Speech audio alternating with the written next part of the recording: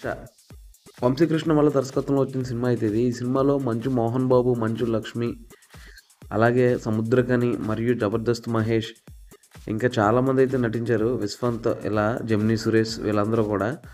వాడి సినిమా ఎలా ఉందో ఇప్పుడు ఈ రివ్యూలో చూసేద్దాం. బేసిక్‌గా 'మంచు ఫ్యామిలీలో' ఈ మధ్యన వాళ్ళు ఏ సినిమా నటించినా సరే రివర్స్ కొడుతూ వస్తుంది. అది ఇప్పటి నుంచే కాదు చాలా ఇయర్స్ నుంచి. వాళ్ళ ఫ్యామిలీ అంతా కలిసి నటించిన సినిమాల్లో 'పాండవులు పాండవులు 9' ఒకటే బాగా వర్కౌట్ అయింది. ఆ రోజుల్లో అయితే ఒక 10 ఇయర్స్, 12 ఇయర్స్ బ్యాక్. అది కూడా కామెడీ వల్ల బానే ఈ సినిమా చేసినా సరే అంతగా అయితే ఆడియన్స్‌ని ఆకట్టుకోలేదు. మరి ఇప్పుడు ఈ 'దక్ష' సినిమా ఎలా ఉందో అయితే చూసేద్దాం. ముందుగా 'దక్ష' సినిమా కథ కోసం మాట్లాడుకుంటే ఒక మెడికల్ జోనర్‌కి సంబంధించిన థ్రిల్లర్ లాంటిదని చెప్పుకోవచ్చు. ఇలాంటి కథలు మనకు చాలానే వచ్చేసాయి. ఏంటంటే ఒక మెడిసిన్ మాఫియా ఏదైతే ఉంటదో ఫార్మా మాఫియా వాళ్ళైతే హ్యూమన్స్ పైన ట్రయల్స్ చేస్తూ ఉంటారు.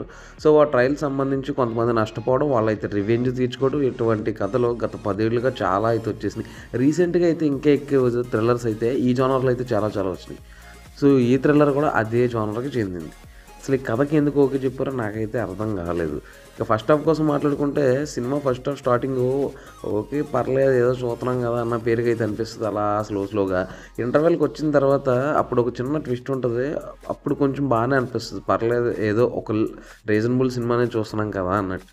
ఆ తర్వాత సెకండ్ హాఫ్ స్టార్ట్ అవుతది. సెకండ్ హాఫ్‌లో ఇన్వెస్టిగేషన్ సీన్స్ అయితే చాలా ఉంటాయి. అవన్నీ వచ్చిన తర్వాత పర్లేదు ఒక మంచి సినిమానే చూస్తున్నాం అన్న ఫీలింగ్ అయితే అనిపిస్తది. మరీ టూ వర్స్ట్‌గా అయితే నాకైతే అనిపించలేదు. సెకండ్ హాఫ్ చూసిన తర్వాత ఓకే ప్రెడిక్టబుల్ స్టోరీయే ఇది. ఎందుకంటే ఇటువంటివి మనం చాలా చూసేసాం. బట్ ఈ సినిమాలో ఒక 2, 3 ట్విస్టులు అయితే ఉన్నాయి. ఆ ట్విస్టుల కోసమే నాకు తెలిసి ఈళ్ళు ఓకే చెప్పేసి ఉంటారు ఈ స్టోరీకి అనిపించింది.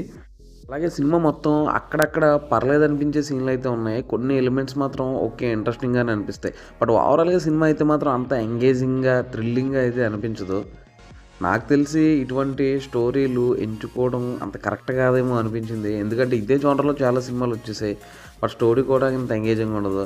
At the same time cinema అంతా అయిపోయిన తర్వాత మళ్ళీ ఒక సాంగ్ ఒకటి యాడ్ చేశారు. అది ఎందుకు యాడ్ చేశారో నాకైతే అర్థం కాలేదు. అదైతే అన్‌వాంటెడ్ అనిపించింది నాకు. అలాగే సినిమా కూడా ఏదో తొందరగానే కంప్లీట్ అయిపోయిన ఫీలింగ్ కూడా అనిపిస్తది. రన్ టైమ్ అయితే చాలా తక్కువగానే ఉంది పర్లేదు. అది కొంచెం బెనిఫిట్ అనుకోవచ్చు. ఎందుకంటే ఇంకా లాంగ్ ఉండుంటే చాలా చిరాకొచ్చి ఇంకా లాగ్ అనే ఫీలింగ్ అనిపించేది. ఓవరాల్‌గా ఇదేంటంటే ఒక రొటీన్ సినిమాలానే అనిపించింది.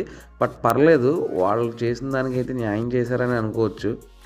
ఫ్యామిలీ నుంచి వస్తున్న గత చిత్రాలతో పోలిస్తే ఈ చిత్రం పర్లేదు. ఒకసారి అయితే చూడొచ్చు అనిపించింది నాకైతే. వన్ టైమ్ వాచబుల్‌లా అనిపించింది. మరీ అంత టూ వర్స్ట్ అయితే లేదు. ఓకే.